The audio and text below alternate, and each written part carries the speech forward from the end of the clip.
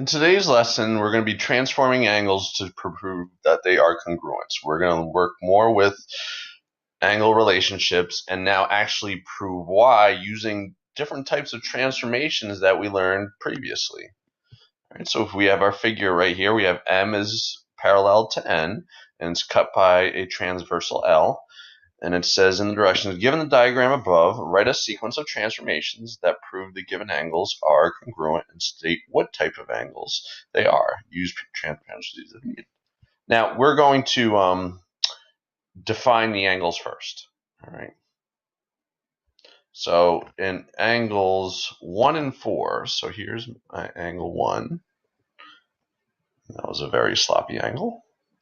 So let me write that again.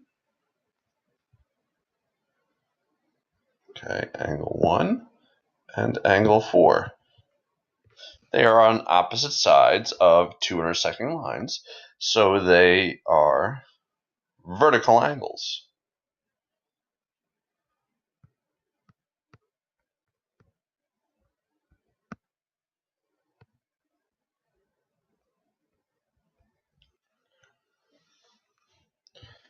And we're going to say vertical angles are congruent, right? They're the same measure.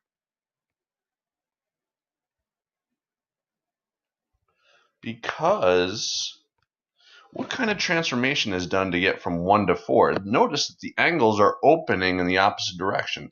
Angle 1 opens up and to the left. Angle 4 opens down and to the right.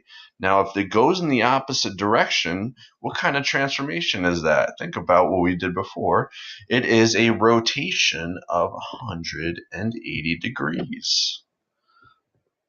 Because angle 1 is rotated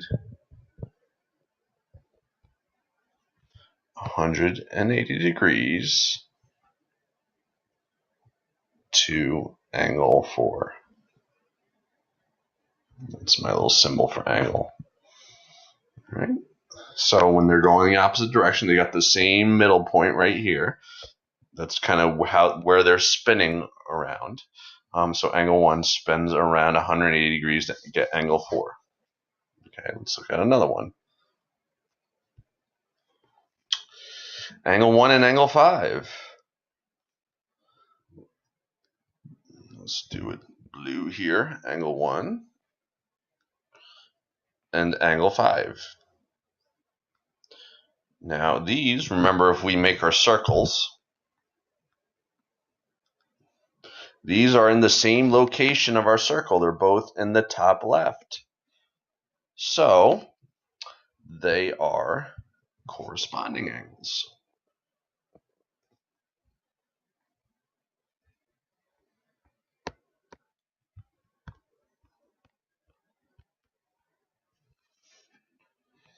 And corresponding angles are also congruent.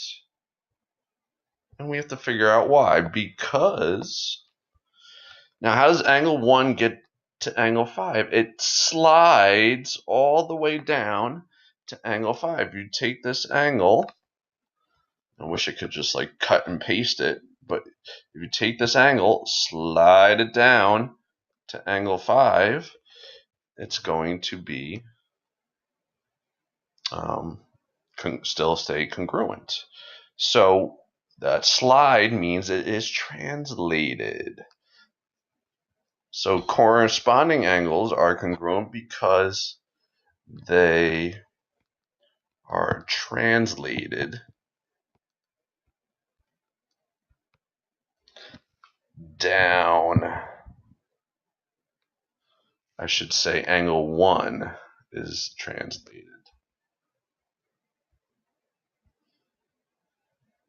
Angle 1 is translated down the transversal to angle 5.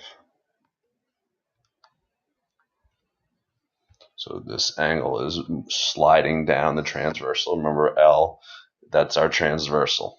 Okay. All right. Now let's take a look at the next one, angle 1 and angle 8. So we have angle 1 and angle 8.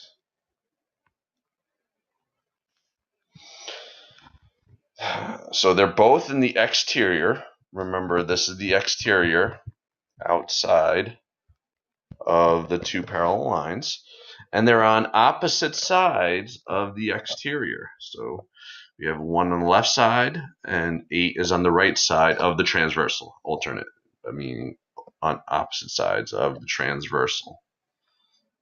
Okay, so we have alternate exterior angles.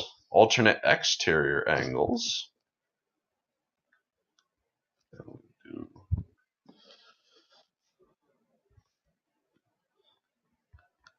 Alternate exterior angles are congruent because, why are they congruent? Well, if we take this, let me erase and make some more space here.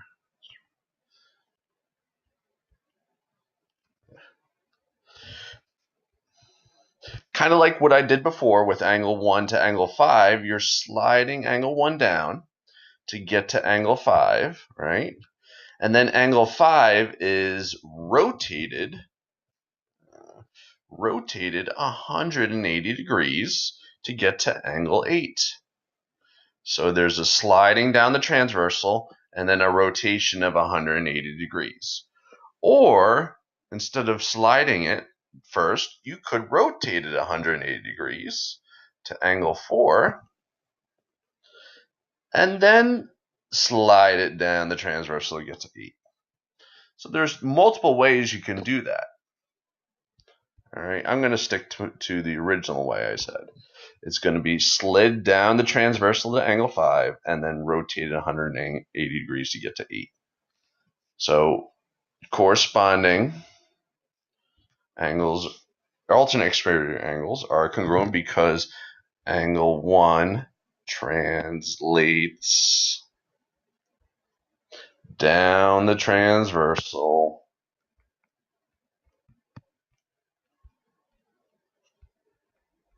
to angle 5, then rotates 180 degrees to angle 8.